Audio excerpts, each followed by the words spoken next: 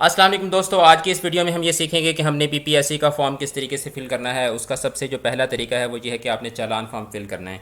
अब उसके लिए आपने क्या करना है, उसके लिए आपने पीपीएससी की वेबसाइट पे जाके आप सिंपल गूगल में जाके लिखें पीपीएससी चालान फॉर्म, तो आपके सामने चालान फॉर्म पीडीएफ फॉर्म में खुल के आ जाता है, जो कि आपके सामने मैं यहाँ पे आपको दिखा देता हूँ।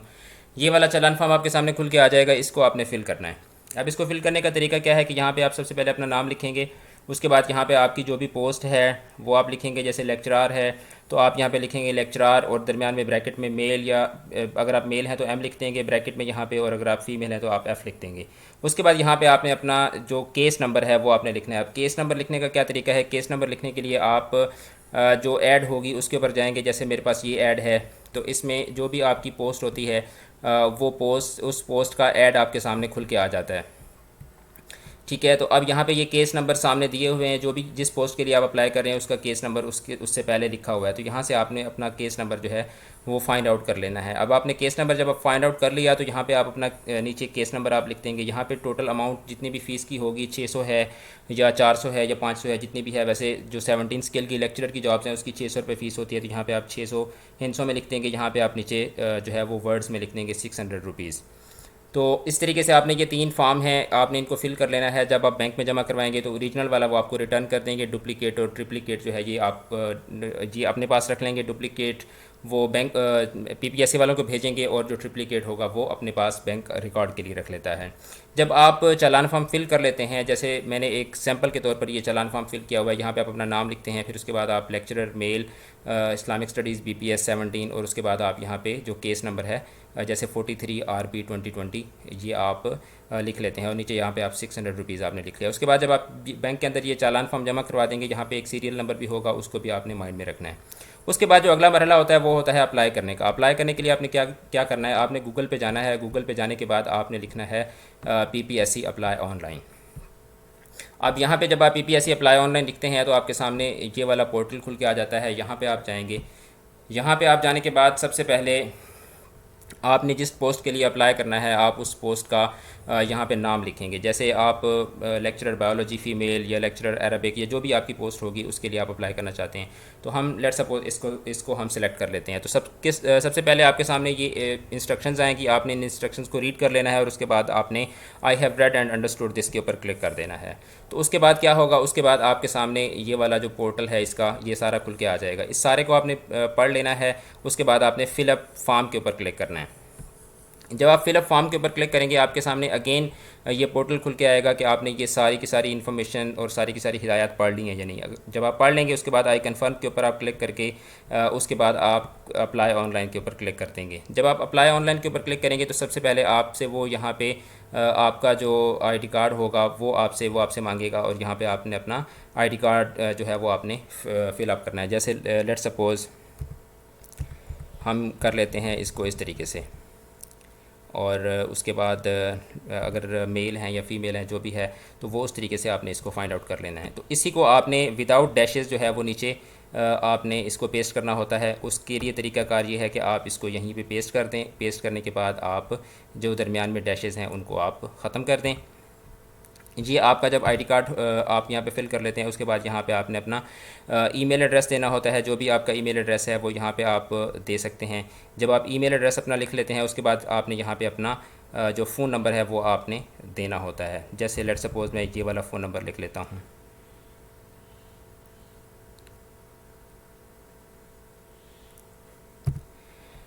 उसके बाद आपने to fill the application form click here, आपने यहाँ पे क्लिक करना है तो आपके सामने ये वाला पोर्टल खुल के आ जाएगा। अब यहाँ पे सबसे पहले आपने जेंडर सेलेक्ट करना है। जैसे फ़ीमेल है तो ये खुद ब खुद सेलेक्ट हो जाएगा। उसके बाद आपने आपकी जो डेट ऑफ बर्थ है एप्लीकेशन फॉर्म के मुताबिक वो आपने सेलेक्ट कर लेनी है। ये हम फ़र्ज़ी तौर पर ये सिलेक्ट कर लेते हैं। उसके बाद आपने क्या करना है, उसके बाद अगर आप गवर्नमेंट एम्प्लॉय हैं तो आपने येस कर देना है, अगर आप नहीं हैं तो आपने नो कर देना है। उसके बाद अगर आप स्पेशल पर्सन हैं और कोटा आप अवेल करना चाहते हैं तो आप इसके ऊपर येस कर देंगे, अगर नहीं है तो आप नो कर देंगे। उसके बाद आप अगर आर्म्ड फोर्सेस से रिटायर्ड हैं तो येस कर देंगे, अगर नहीं है तो आप नो कर देंगे। उसके बाद to fill the application form you have to click here. अब जब आप यहाँ पे क्लिक करेंगे तो सबसे पहले ये होगा कि आपने अपनी तस्वीर यहाँ पे अपलोड करनी है। आप चूज़ फाइल के ऊपर जाएंगे। चूज़ फाइल पर जाने के बाद आप देखेंगे कि आपने अपनी तस्वीर कहाँ पर रखी हुई है। आप वहाँ से अपनी जो तस्वीर होगी उसको आप सेलेक्ट कर लेंगे। जैसे लेट सपोज़ मैं यहाँ से जाके मैं अपनी यहाँ से तस्वीर सेलेक्ट कर लेता हूँ। तस्वीर जब जब आपने यहाँ पे सिलेक्ट कर लेनी है, सिलेक्ट करने के बाद आपने अपलोड के ऊपर क्लिक करना है, तो आपकी फ़ोटो जो है यहाँ पे क्या हो जाएगी, अपलोड हो जाएगी। उसके बाद आपने जो NIC की कॉपी है उसको आपने यहाँ पे सिलेक्ट करना है। चूज़ फाइल के ऊपर जाएंगे और यहाँ से जाके आप अपना जो CNIC होगा उसको आप सिलेक्ट कर लेंगे। जैसे मैं यहाँ से एक फ़र्ज़ी फ़ाइल जो है वो मैं इसको खोल लेता हूँ और इसको यहाँ पे मैं अपलोड कर देता हूँ।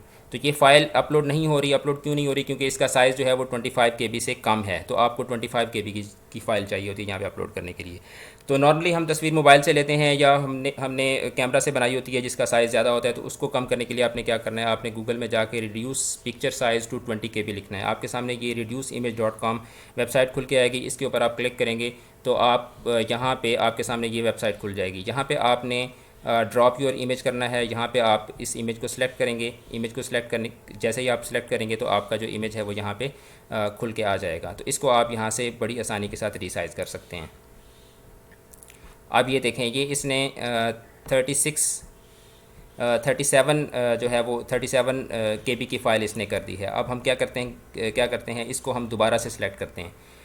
ये मैं डाउनलोड पे गया, अभी ये मैंने यहाँ से डाउनलोड की थी, इसको मैंने दोबारा से यहाँ पे सिलेक्ट किया और इसको जब ये मैंने इमेज सेलेक्ट कर लिया है उसके बाद मैं इसको दोबारा से रीसाइज़ करूँगा और इसका साइज़ जो होगा वो क्या हो जाएगा, वो और भी कम हो जाएगा। और ये अब देखें ये 17 KB की फ़ाइल हो गई है। अब यहाँ से मैं इसको डाउनलोड कर लूँगा। ये फ़ाइल मेरे पास यहाँ पे ID RCD ये जो भी फ़ाइल होगी वो आपकी खुल के आ जाएगी।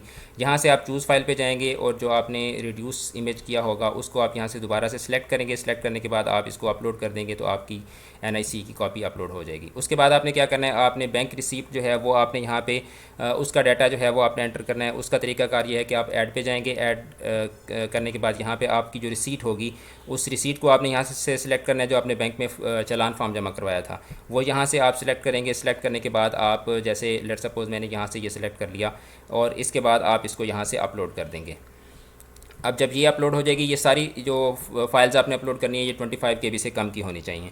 उसके बाद जिस डेट को आपने ये जमा करवाया है चालान फार्म, वो डेट लिखेंगे। जो आपकी रिसीट के ऊपर जो नंबर था वो नंबर आप यहाँ पे लिखेंगे। जिस बैंक में आपने जमा करवाई है वो उस बैंक का नाम लिखेंगे। जिस शहर में जमा करवाई है उस शहर का नाम और उस शहर की जिस ब्रांच में जमा करवाई है वो आप लिख देंगे। और उसके बाद यहाँ पर आप सेव इन्फॉर्मेशन के ऊपर जब आप क्लिक करेंगे तो ये आपकी इन्फॉर्मेशन इसके अंदर सेव हो जाएगी। उसके बाद जब आप नेक्स्ट का बटन दबाएंगे तो नेक्स्ट का बटन दबाने के बाद क्या होगा, नेक्स्ट का बटन दबाने के बाद आपके सामने जो है वो अगली जो टैब है यानी कि पर्सनल रिकॉर्ड वाली वो आपके सामने खुल के आ जाएगी।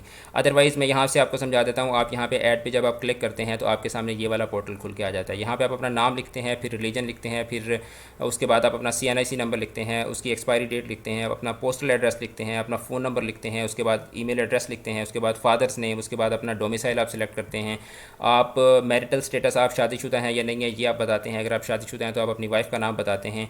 आपका कोई PPSC में रिलेटिव है तो यस कर देंगे, नहीं है तो नो कर देंगे। आप किसी कोर्ट मार्शल आपका हुआ है तो यस कर देंगे, अगर नहीं हुआ तो आप नो कर देंगे। आप कभी पहले गवर्नमेंट से निकाले गए हैं तो आप यस कर देंगे, नहीं निकाले गए तो आप नो कर देंगे। और आप do you claim additional marks as an unemployed child of a Punjab government servant, अगर आप इस कोटे में आते हैं तो आप यस कर देंगे। और अगर आप कभी कोर्ट से कन्विक्ट हुए हैं तो आप यस कर देंगे। अगर आप किसी क्रिमिनल ट्रायल को फेस कर रहे हैं तो आप यस कर देंगे। और अगर आप डॉक्टर या इंजीनियर हैं तो यहाँ पे आप अपना जो आपका इंजीनियर नंबर है या डॉक्टर नंबर है वो आप यहाँ पे लिखेंगे, उसकी एक्सपायरी डेट लिखेंगे और आप अपना मेडिकल सर्टिफिकेट जिस दिन आपको इशू हुआ है वो आप यहाँ पे लिख देंगे। ये सारी चीज़ें आप जब फिलअप कर देंगे तो उसके बाद आपने सेव इन्फॉर्मेशन के ऊपर क्लिक करना है। जब आप सेव इन्फॉर्मेशन के ऊपर क्लिक करेंगे तो आपके सामने अगला टैब खुल के आ जाएगा जो कि आपकी एजुकेशनल रिकॉर्ड वाला है।